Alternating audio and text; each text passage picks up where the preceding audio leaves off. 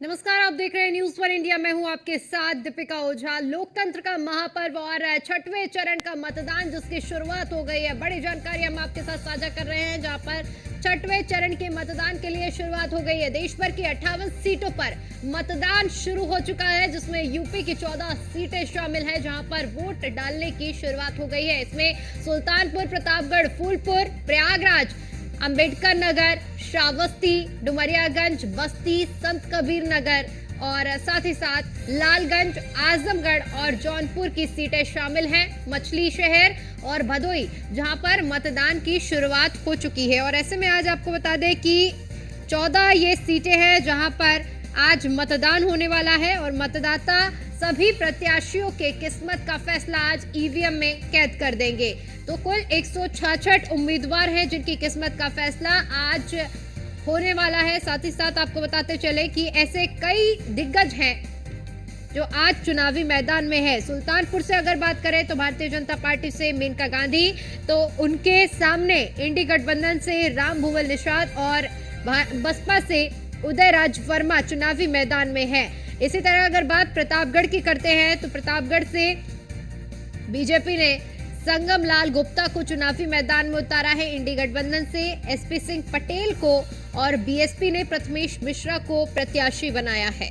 अगर हॉट सीटों की बात की जाए, क्योंकि जौनपुर भी एक हॉट सीट है, और ऐसे में जौनपुर से बीजेपी ने कृपाशंकर सिंह, जो कि महाराष्ट्र सरकार में गृह राज्य मंत्री रह चुके हैं, इंडी गठबंधन से बाबू सिंह कुशवाहा, तो वहीं बसपा से श्याम सिंह यादव को चुनावी मैदान में उतारा है। तो तमाम ऐसी सीटें हैं। आजमगढ़ का जब हम जिक्र करते हैं तो दिनेश यादव, निरहुआ, इंडी गठबंधन से धर्मेंद्र यादव और बसपा से मसूद साबिहा अंसारी को चुनावी मैदान में उतारा गया है। तो बेहद दिलचस्प मुकाबला है। 14 सीटों पर आज मतदान है और 14 सीटों पर 166 उम्मीदवार हैं जिनकी किस्मत का फैसला आज जनता करने वाली है। साथ ही साथ आपको बता दें कि इन 14 सीटों की अगर आंकड़ों पर नजर डालते हैं तो 2019 में 9 सीटें जो कि एनडीए के पाले में गई थी, 1 सीट जो कि सपा के पाले में थी और 4 सीटें बसपा के पाले में थी। लेकिन उपचुनाव में 1 सीट यानी कि कुल 10 सीटें अब भारतीय जनता पार्टी के कब्जे में है।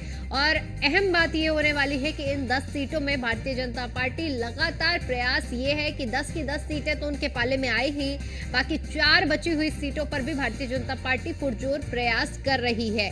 तो आज का जो मुकाबला है, कड़ा मुकाबला है। छठे चरण का मतदान, जहां पर 14 लोकसभा सीटों पर कई दिग्गज मैदान में है। सुल्तानपुर सीट से बीजेपी की ओर से मेनका गांधी है, तो वही आजमगढ़ से सपा के धर्मेंद्र यादव और भारतीय जनता पार्टी प्रत्याशी और भोजपुरी फिल्म स्टार दिनेश लाल निरहुआ के बीच में रोचक मुकाबला है। जौनपुर की अगर बात करते हैं तो महाराष्ट्र के पूर्व गृह राज्य मंत्री कृपाशंकर सिंह को बीजेपी ने चुनावी मैदान में उतारा है।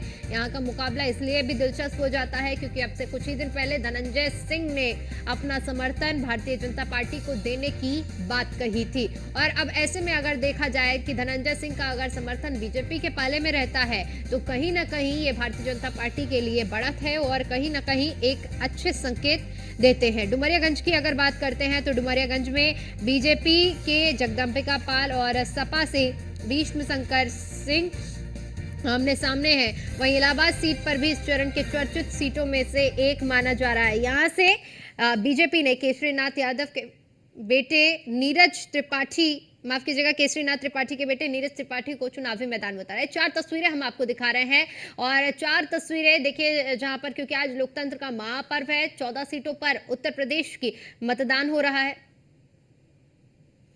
और ये 4 तस्वीरें आपके सामने। अब मतदान की प्रक्रिया शुरू हो चुकी है। जो आपको बताते चले कि उत्तर प्रदेश की 14 सीटों पर